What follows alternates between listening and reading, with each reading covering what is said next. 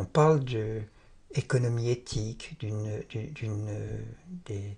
des banques éthiques, financement éthique, etc. Et moi, si je regarde le phénomène économique tel qu'il est, dans son essence, il est éthique. Parce que qu'est-ce que c'est que le phénomène économique? L'économie apparaît au moment où je commence à produire des choses en quantité qui dépasse mes besoins. Et que donc, comme je n'en ai plus besoin, je les propose à d'autres. Donc ça veut dire que moi je travaille pour les autres. Autrement dit, ce monde du travail, qui est le monde objectif de l'intérêt pour l'autre, contrairement à ce qu'on croit, hein, c'est-à-dire je ne travaille que pour les autres, je ne peux pas travailler pour moi, même si je crois que je travaille pour moi, en fait je travaille pour les autres. Hein, ce monde objectif, c'est ça qu'il faut cultiver.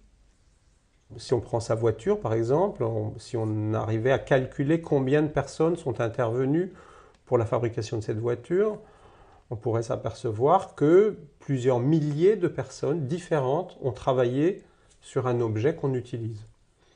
Donc ça, c'est... Et pourquoi ça c'est possible? C'est possible parce qu'on a inventé l'argent qui permet cette répartition et qui permet que chacun s'y retrouve. C'est-à-dire si j'ai travaillé pour l'autre, qui c'est qui va reconnaître que j'ai travaillé pour l'autre? On ne va pas tenir une comptabilité à 8, tu as fait tant d'heures, donc tu auras droit à ça, etc. Et au bout d'un moment, cette comptabilité qui serait impossible, qui serait trop lourde, elle est remplacée par un signe un peu universel qui permet à chacun de dire l'argent que j'ai en main, c'est le signe qui théoriquement atteste que j'ai fait quelque chose pour les autres. Donc les autres vont me donner un peu de ce qu'ils ont fait.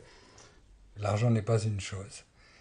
Et le problème, c'est que on a toujours le sentiment que c'est une chose, et à chaque fois on se trompe. L'argent est une sorte d'entre-deux. L'argent est quelque chose qui se passe, qui apparaît entre deux personnes. Chez celui qui offre un service, comme celui qui reçoit ce service, fait apparaître un engagement, une promesse de retour. Et cette promesse de retour, c'est la base, c'est le fondement de l'argent, de la monnaie.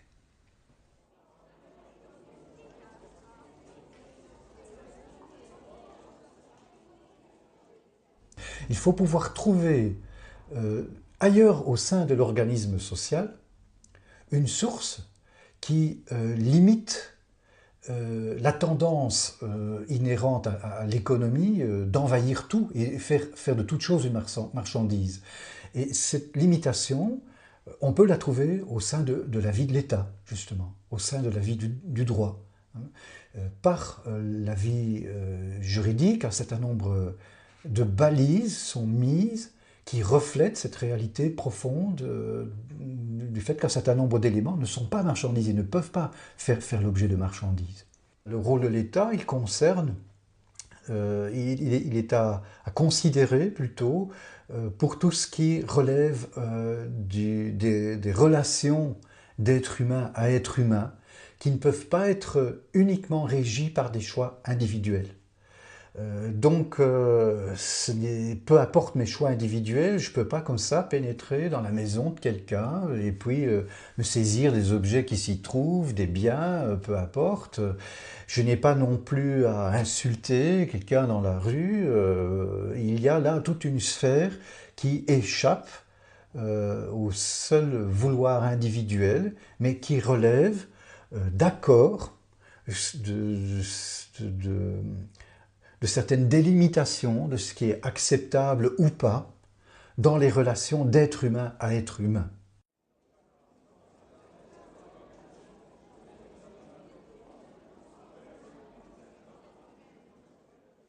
Quand on dit spirituel, on pense à quelque chose qui n'est pas humain. Alors que dans la triarticulation, l'esprit dont il s'agit avant tout, c'est l'esprit de l'homme. Et c'est-à-dire aussi l'individu de l'homme actuellement. Je veux dire, le spirituel à d'autres époques, c'était plutôt quelque chose de religieux et donc qui émanait d'un groupe. Alors que le spirituel dans le sens actuel, moderne, c'est l'autonomie de l'individu et tout ce que l'individu est capable de faire comme individu, c'est-à-dire sans avoir besoin d'autres vraiment pour obtenir des résultats. C'est là où je vois que j'ai des facultés. J'ai des facultés, puis avec mes facultés, qui n'ont rien à voir avec ma dignité, puis avec mes besoins, mais avec mes facultés, je sens que je vais pouvoir les développer. Je vais avoir besoin de m'engager pour les autres en les développant. Alors peut-être d'abord tout le côté de les développer au niveau de la pédagogie, au niveau de l'éducation, au niveau des universités, des recherches qui peuvent être faites à partir de ça, au niveau de la spiritualité, au niveau de tout ce qu'on peut appeler une vie culturelle, au niveau des arts, toute cette zone liée aux facultés se développe. Mais, donc on peut dire du domaine spirituel, religieux, artistique, culturel, musical, créatif, enseignement, jusqu'à l'engagement de mon savoir-faire manuel devant une machine dans la chaîne de production. Là aussi, il y a cette partie d'activité culturelle qui est présente où je reconnais comme ouvrier mes facultés de savoir faire marcher cette machine-là.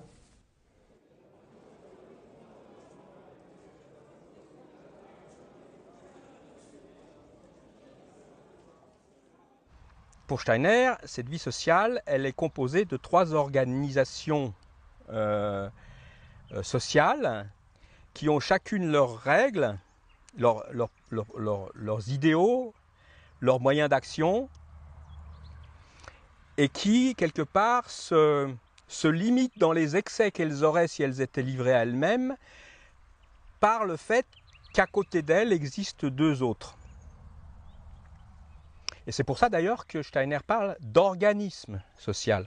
C'est très impressionnant quand on le traduit de voir à quel point il se permet rarement de ne parler que de triarticulation, mais il dit toujours triarticulation de l'organisme social. Et je crois que c'est ça le génie de cette approche, c'est de montrer que le secteur économique doit vivre sa propre vie, en particulier indépendamment du secteur politique, alors qu'on voit bien que dans nos sociétés, les interactions sont plus que, sont complètement entremêlées, on voit bien que ces 2 choses sont entremêlées. Et puis il y a ce 3e secteur qui est le plus difficile à concevoir vraiment dans sa spécificité, qu'il appelle le secteur spirituel culturel. De même qu'on peut dire que nous sommes composés de trois parties, une tête, un buste et des membres qui ont une dynamique différente. De la même façon, le corps social contient en lui ces 3 parties et la dynamique du domaine de la culture n'est pas la même que la dynamique de l'économie ou que la dynamique de l'État. On pourrait parler de 3 dynamiques sociales.